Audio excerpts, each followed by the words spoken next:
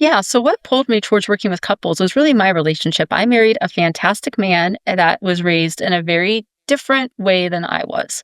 And so my parents were married 2 days shy of 48 years till my mom passed. He watched 6 divorces. And so one thing we noticed in our communication when we look back on our struggles with money was like we were using the same terms with money, but we were putting them through our own filter. So like when we would use the phrase bad with money, for me, we laughed about it. It's like we wasted 20 bucks, big, who cares? His family, that would be mom's filing for divorce.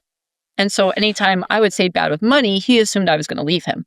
And I had no idea that I was even doing this because he just would get the feeling and like this anxiousness and get upset. And I was just like, why are you pissed off about 20 bucks, dude? But I wasn't saying that either because I just assumed he knew my filter and he assumed I knew his filter.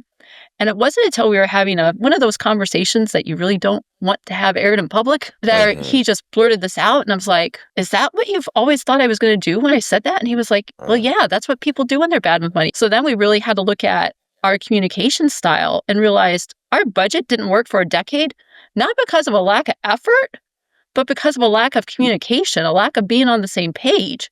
And when we cleaned up the money communication side of this, we went from being in consumer debt to paying our house off in just under 6 years. It was wild how quickly things cleaned up.